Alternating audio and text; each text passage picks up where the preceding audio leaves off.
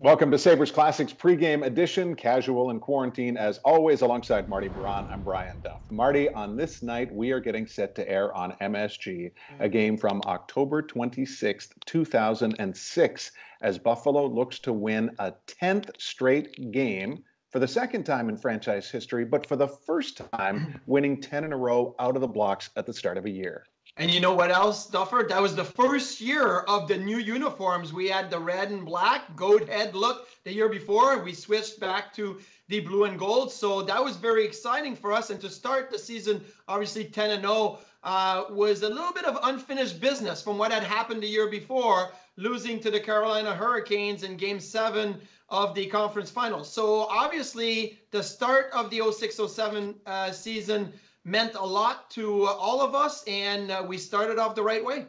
Yes, and he started with a win. Let's quickly go through the 9 games leading up to this night. A 3-2 shootout win in Carolina. What do you recall as we rapid fire through these games? Well, I mean, that was banner-raising night in Carolina, so yeah, maybe that was to give us a little bit of a jump and say, hey, this could have been us the year before. So when the schedule came out, it was like, we're starting in Carolina. And then when we meant business, we're like, yeah, bring it on. Let's start in Carolina. So that was pretty good. Yeah, Briere had the shootout deciding goal. Then you come home and you have your home opener against Montreal. And there was so much drama in that one with Max scoring to tie it in the last 20 seconds. Yeah, and again was a shootout win. And Ryan Miller was so good in shootouts. Obviously, Kodelik was good. Briere was good. So when we went to a shootout that season, the odds were definitely in our favor. Game 3 was a 4-3 win in Ottawa. That was a big win by me, the first regulation win of the season. And I remember, obviously, because of the Pominville goal the year before, that was a big game. That was an emotional game. The Ottawa Senators wanted to be able to kind of push back a little bit, so we were able to hold our ground. And guess who had the game-winning goal?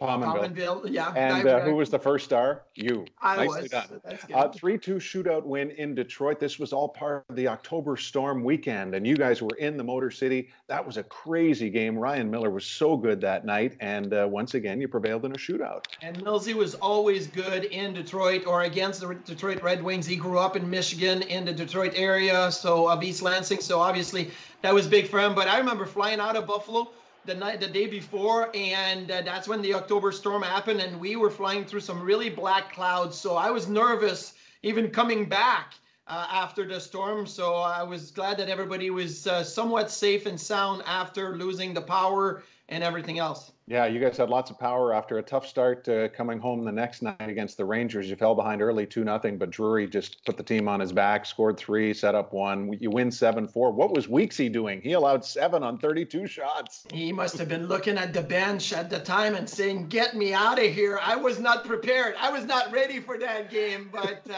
if you think about it, this is at the time where Weeksy was battling with Henrik Lundqvist for that number 1 job in New York, and he was trying to really get going, and it didn't happen that game. He had a 9-1 win against Philly after that. That was the one that I remember the most, because that basically set the wheels in motion in Philadelphia to fire Ken Hitchcock, to send guys to the minors. I remember Peter Nedved, I believe, was sent to the minors.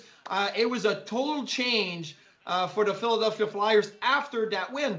And if you look back at the year before, when we beat them in Game 6 in Philadelphia, it was embarrassing for them as well. So it was 2 embarrassing losses to the Sabres for the Flyers in a row.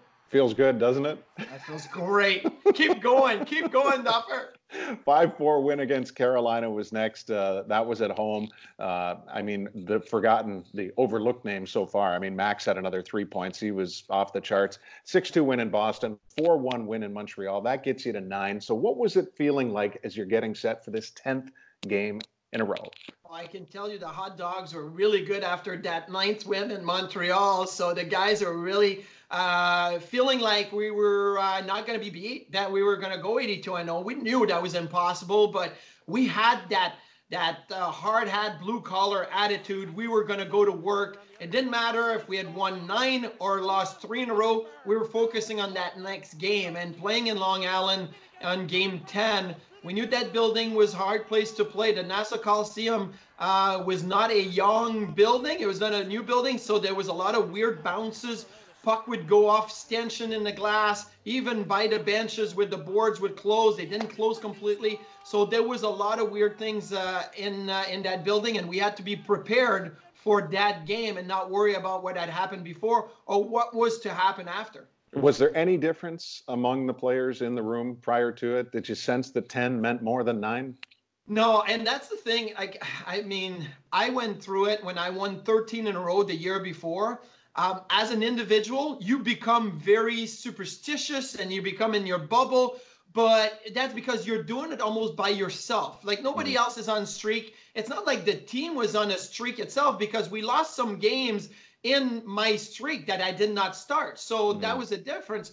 But now this is a team thing. We have won 9 in a row. We're going for 10 in a row. So you don't have to feel alone in that quest for a personal streak. Everybody's in this game together and we're all helping each other. If one night it's Max that steps up, the next night it's Briere, then Drury, then Millsy and Nat. There was always somebody stepping up. So you didn't have to feel alone in that process. All right, so the game is coming up tonight, 8 o'clock on MSG. It's Sabres Islanders as Buffalo looks for a 10th straight win. How would I hit you with some one-timers? About one-timers, and you don't have the sound. I want to save if you're on. Go. He robbed him. Call the cops. He robbed him. It is in front of the net. Oh, they're on! An incredible save! He robbed him! Call a cop! He robbed Elmore blind! Call a cop! I don't believe it! Who had the most star selections, like 3-star selections, in the course of the winning streak? Oh, I would say Chris Drury, just because Millsy played 8 out of 10, so he probably did not get stars every game, but I would say Drury was unbelievable, 9 goals in the first 10 games. Actually, 10 in the first 9, and then 10 through 10 games. Yeah. Okay. Now, okay, so you're right. Drury actually was tied with Max. They each were one of the 3 stars 5 times, but Drury gets it on the tiebreaker because he was first star on 3 occasions. What's laughable about all of this is opening night in Carolina, you win 3-2. Yeah. No Sabres were selected stars in the 3-2 win. Obviously. Which is an absolute part. Anyway, okay, hard-hitting questions now. And I kind of need you to put on your GM cap for this one. Hey, it's on. Who was the most important player on that team? Oh, that is such a hard question because I don't think there was one guy, single-handedly one guy, but I will say this. The team and the purpose and the process changed when Chris Drury came along. So I think Danny Briere was a really big part of the team. And I can't say Chris Drury without saying Danny Briere and vice versa.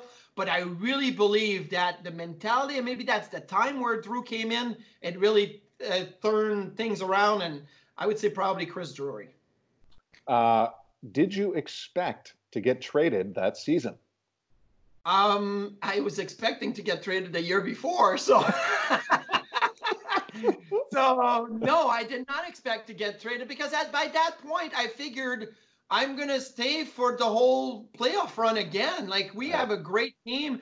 I'll be a UFA at the end of the summer. So, at the end of the season during the summer. So, I did not think I was getting traded at that time. Now, there was some salary cap implication why they had to train me and be able to acquire a guy like Zubris later that season.